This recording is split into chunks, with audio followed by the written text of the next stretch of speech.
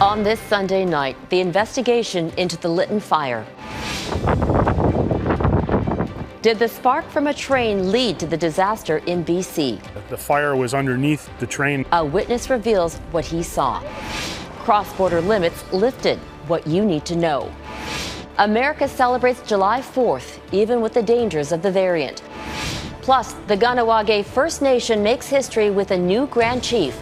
The significance of this election. Global National with Robin Gill.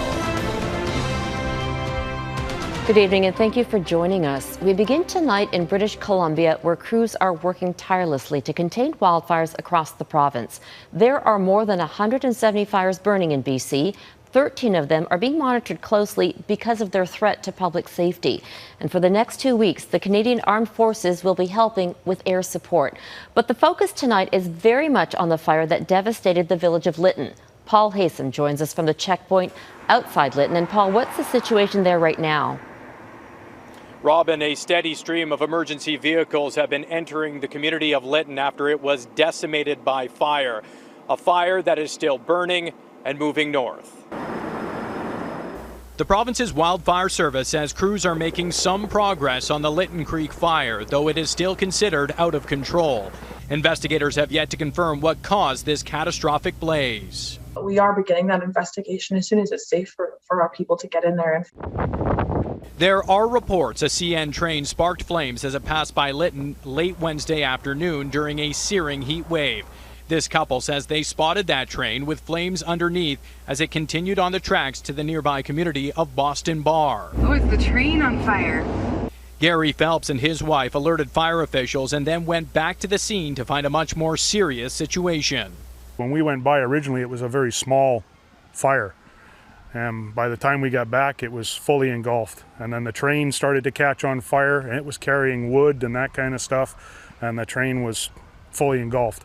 Global News cannot independently confirm those details, though there was a fire crew and a CN vehicle spotted at the scene. In a statement to Global News, CN said it will offer its full assistance to help authorities identify the causes of this tragic event. The BC Coroner Service was finally able to enter Lytton on Saturday, confirming the deaths of 2 people. It will likely be some time yet before residents are able to survey the damage for themselves. A provincial order has restricted public entry into the fire zone. Violating that order could result in an $1,150 fine. There are a dozen other fires of note in the province and about 20 areas under evacuation order or alert, though much of southeastern BC is affected with all of the smoke filling the sky. Environment Canada has issued air quality alerts for the region because the smoke is so dense and it will continue to build over the next 24 to 48 hours. And wildfire smoke is starting to fill the sky here where we are south of Lytton, which is likely from other hotspots that are flaring up, and it speaks to how quickly this situation can change. Robin? Paul Haysom near Lytton, BC. Thanks, Paul. In just a few hours, cross-border travel will become a little easier. As of midnight, fully vaccinated Canadians won't need to quarantine when they return home from international travel. Abigail Bimman breaks down what you need to know before you head out on a summer vacation. The Canada Border Services Agency is beefing up staff at crossings prepared for an influx of travelers when the rules change at 12:01 Monday morning. There could be, some impacts to the time it takes to cross the border, and we'd invite people to be patient. If you're a Canadian or otherwise exempt from restrictions and you're fully vaccinated by a Health Canada approved jab, you'll be able to skip the hotel quarantine and the full 14-day quarantine, as well as the day 8 test. You still need to provide proof of a negative PCR test and take another when you arrive. You have to enter the test result and proof of vaccination into a new version of the ArriveCan app, downloadable at 12:01 as well. Any unvaccinated children traveling with you still need to quarantine at home for 14 days, but can skip the hotel. If you haven't been able to travel up until now and you weren't able to travel and enter Canada on July 4th, that doesn't change. On July 5th, those restrictions remain and you still can't come into Canada. Mentally, it was affecting us mostly. the pandemic is being there on one layer and the other layer, like not being able to reunite. Bashir Amin is a Syrian refugee living in Montreal, a temporary resident ineligible for a visit by his partner of 5 years, Chloe Bordewick in Boston. I've been fully vaccinated for months. I'm like ready to go pick up anytime now. And every month we've changed our plans again and again and again. It's disrupted our work. It's disrupted our mental health. It's disrupted, as I said, our ability to plan for a future together. And that's been really devastating. Frustrated, too, that the original metric of 75% for a first dose and 20% for a second didn't move the needle. If the goalposts continually move, faith in public health becomes eroded, and public health requires the trust of Canadians to be effective. The prospect of having a bunch of people coming up to Pearson Airport, let's say in Toronto, and not having to quarantine, and then have Canadian citizens who are only singly vaccinated, because we're behind Americans on that, having to quarantine. And that just strikes me as politics and not science. We will be looking at how this works before we open up to next steps. As for Canadians looking to travel to the U.S. for a quick trip like cross-border shopping, that's still a no-go. The American land entry rules barring non-essential travel haven't changed either. Now all eyes are on July 21st, the next shot at a broader border reopening for both sides. Robin? Abigail Bimman in Ottawa. Thanks, Abigail. In the U.S., Americans are celebrating Independence Day with a little more freedom this year. President Joe Biden's goal of having 70% of adults vaccinated with at least one shot by July 4th was so close. But the White House is still urging anyone who hasn't been immunized to do so because of concerns over the Delta variant. Jennifer Johnson reports. Americans are riding a wave of freedom, celebrating the country's independence and that they're free from COVID-19 lockdowns. After a whole year of following the rules, not going out, and now we're finally safe enough to be out, see other people. July 4th, 2021 is a stark contrast to 2020, with 2.2 million people traveling on planes Friday, the highest since the pandemic began. We didn't really expect it to be all this crowded. Friends and families are reuniting, optimistic the worst of the pandemic is behind them. 2/3 of American adults have gotten at least one dose of a vaccine. But a new poll shows 74% of those who are unvaccinated are unlikely to ever get immunized. If you look at the number of deaths, about 99.2% of them are unvaccinated. Most all of these are avoidable and preventable. Experts say full Food and Drug Administration approval, rather than the current emergency use of the vaccines, might help persuade the reluctant. A lot of individuals that don't want to yet get the vaccine view it as experimental. And they cite the fact that this is still under emergency use as a big reason why they want to wait and see. 18 of the 20 states with the lowest vaccination rates are led by Republican governors, many who supported former President Donald Trump, who often downplayed the virus. Some state leaders are emphasizing the importance of getting vaccinated as the Delta variant spreads. In our state, which is concerning, hospitalizations are rising again. We have 89% of those over the age of 65, so we feel really good about that, and our death rates have come down because of that, but we desperately need more. With COVID-19 still killing over 9,700 Americans in June, experts say be wary, this virus is still among us. Jennifer Johnson, Global News, Washington. Many parts of Canada are reaching vaccination milestones, turning the corner towards a somewhat normal summer. But in other countries, the Delta variant is stoking fresh fears of a COVID-19 flare-up. Take Europe. 63% of the population there still hasn't had the first dose. And as Ross Lord reports, it's a race between the vaccine and the variant. With the third wave of COVID-19 petering out in Canada, the narrative is shifting to positive milestones, like Nova Scotia poised to celebrate 1 million vaccine doses administered. But as provinces and the federal government make new rules for international travelers, there are new reminders of why some parts of the world are a long way from returning to normal. The World Health Organization's regional director for Europe says COVID-19 cases in the region are no longer dropping. He warns there will be yet another wave unless people stay disciplined and get vaccinated. About 63% of people in Europe have not had their first dose of vaccine. Whilst we should all recognize the progress made across most countries in the region, we must also acknowledge that we are by no means out of danger. Kluge warns an increase in socializing, travel, and large sports events could cause outbreaks of the fast-spreading Delta variant. Already, Russia is reporting its highest COVID numbers since January, more than 25,000 new cases on Sunday, driven by the Delta variant. There were 5 consecutive days of record-high deaths, including almost 700 on Saturday. Some countries are feeling more confident. In the United Kingdom, the Wimbledon tennis tournament will allow maximum capacity crowds from the quarterfinals onward. The UK government is planning to ease pandemic restrictions on July 19th based on the success of its vaccination campaign. I don't particularly want to wear a mask. I don't think a lot of people enjoy doing it. We will be moving into a phase, though, where these will be matters of personal choice. By contrast, people in Brazil took to the streets in the thousands, demanding the resignation of President Jair Bolsonaro. They accused Bolsonaro of mismanaging the pandemic, allowing COVID-19 to run rampant and kill more than 500,000 people. Scenes that seem to validate Canada's regulated approach to COVID-19 and step-by-step reopening. Ross Lord, Global News. In Japan, crews are searching for survivors after a mudslide hit a town southwest of Tokyo. So far, 19 people have been rescued, but rain is hampering efforts. More than 1,000 people, including members of Japan's military, have been brought in to help with the search. At least 2 people are dead and more than 20 are missing. Yesterday's slide sent a tsunami-like torrent of mud into dozens of buildings and vehicles. The Philippines has been hit with the worst military disaster in decades.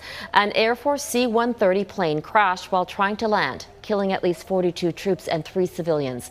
Witnesses say the aircraft missed the runway. Several people were seen jumping out of the plane before it hit the ground in a fiery explosion. 96 people were on board. Many were troops who had just undergone basic training. In Florida, demolition crews are racing to bring down a section of the collapsed condo to open up new areas for rescue teams. It's been 11 days since the catastrophe at the Champlain Towers. 24 bodies have been recovered, but 121 people are still unaccounted for. The search was paused on Saturday so specialists could put explosives into a section of the building that is expected to be demolished at any moment. Tropical storm Elsa is making its way towards southern Florida. The state could begin feeling the effects tomorrow. Elsa was downgraded from a hurricane after damaging thousands of homes in Barbados and killing at least 3 people in the Caribbean. A settlement has been reached to release the container ship that blocked the Suez Canal for 6 days back in March. The details are yet to be revealed, but the Ever Given will be allowed to sail away on July 7th. The Suez Canal Authority had seized the Japanese-owned ship over a demand for compensation. The blockage sparked a supply crisis that cost the global economy billions of dollars. Coming up, who is this First Nation Grand Chief and what does she hope to accomplish?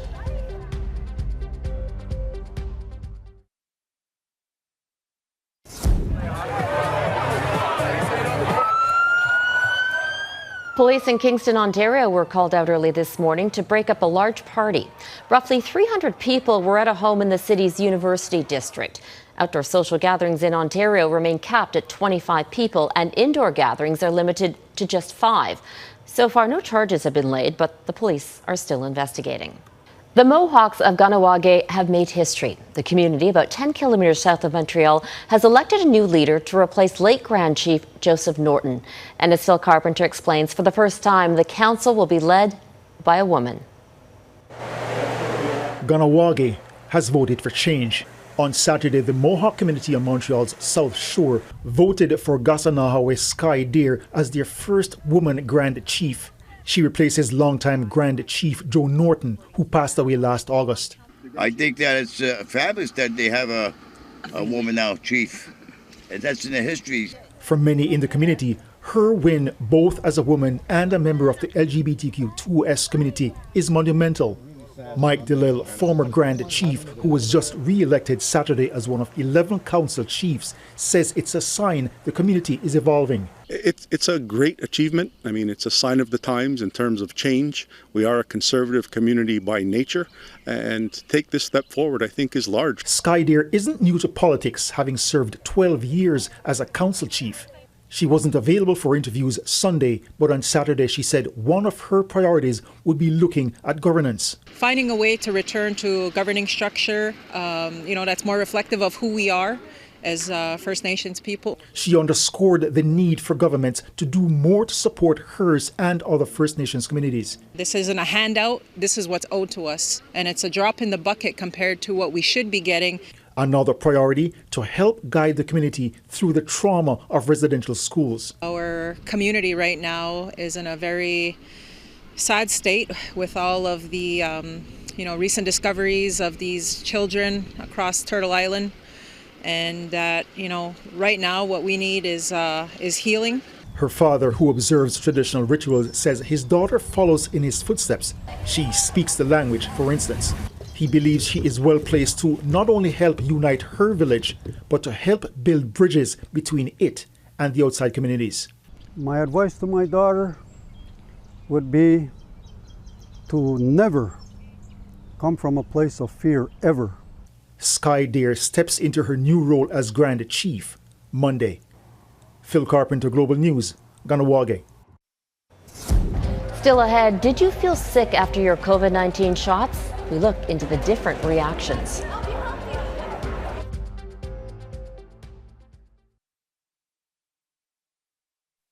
More than 34% of eligible Canadians are now fully vaccinated, and some people have experienced side effects. Others have felt nothing at all. So does a lack of reaction mean less protection? Our health reporter Jamie Maracher is looking into this tonight. For months, Amanda Ferguson, who is immunocompromised, has been part of a study out of Toronto Sinai Health monitoring her COVID-19 antibody levels post-vaccine. I wanted that sign that my body and my immune system was working. And other than a little bit of fatigue, I didn't really feel much. Living with Crohn's, that lack of symptoms after her first Pfizer shot had her worried she wasn't building immunity. But her results gave her good news. 16 days roughly past the first shot, then you saw, oh my gosh, I'm protected. Doctors say reactions to the COVID-19 vaccines range. Some people feel slight soreness at the injection site. Others suffer from muscle aches, headaches, and fever. I don't think that people who haven't had this really robust reaction after vaccine need to be concerned at all. And while most experts agree, Earl Brown, a professor of virology at the University of Ottawa, notes immunity is linked to inflammation. The vaccine has to stimulate inflammation that your body responds to. So you don't have to feel unwell, but you have to have an activated immune system from your vaccine. Brown also points out different vaccines can prompt different reactions. It is a dance when you're vaccinating, getting a vaccine which will stimulate the immune response sufficiently, but not excessively. After her second dose of Pfizer, Ferguson says she was left with a sore arm and more anxiety as she awaited her levels. The results came back loud and clear that not only I had a good amount after the first shot, but then I had a really good number after the second. Peace of mind, she says, and proof the size of the reaction doesn't equal the amount of protection. Jamie Maracher, Global News, Toronto. Up next, this dog knows how to heal. We'll tell you about the four-legged therapy for hospital staff. A canine companion in Calgary is scoring points with hospital staff. Tucker has been boosting the spirits of those working on the front lines during one of the most stressful times in history. Here's Lauren Pullen on the furry form of therapy that's working wonders. In emergency rooms from coast to coast, doctors expect the unexpected. But this was different. We were not only at war with this COVID virus in the emergency department, but we as healthcare workers could be the casualties. A frontline fight with stress like never before. We lost a lot of sleep, not knowing what was going to happen. We never knew what was around the corner. For healthcare workers and those needing critical care during the pandemic, there are days that are simply overwhelming. But just when it all seems to be too much. It's kind of like having a movie star walk in. It's magic. Some unconditional love when it's needed the most. Tucker was my retirement present. He's my best friend. Larry Gertzen wanted to share some of that four-legged affection, so for the past 4 years, the pair has volunteered at one of Calgary's busiest hospitals. And now, everyone knows Tucker by name. You want to go visit? Armed with his own official badge, the 7-year-old English lab roams the hospital halls, gladly greeting healthcare workers and visiting patients for some quality time and stress relief. Just a way for for us to kind of escape, even if it's for the 5 minutes of getting a pet in with Tucker. Let's go, quick! Tucker is the high point of my week. During the height of the pandemic, the hospital had to press pause on the visits, but it was one of the first volunteer programs brought back when it was safe, and for good reason. Canadian research shows that patients across the board feel better when the dog is around. Even the pain level seemed to moderate just by having the dog there. And even for Larry, it's just a good feeling. And I know it helps me. A little compassion, care, and even a keepsake. And of course, we give them a trading card. And I go through a lot of these. And in a time and place where smiles aren't always easy to come by, that little bit of Tucker TLC makes all the difference. Good boy. Are you a good boy? Yeah. Lauren Pullen, Global News, Calgary. What a sweet story. That is Global National for this Sunday night. I'm Robin Gill. Tonight, your Canada is Deep Cove in North Vancouver. We'd love to see your corner of the country, so please keep sending your photos to viewers@globalnational.com. Thank you for watching, and I'll see you next weekend. Have a great night.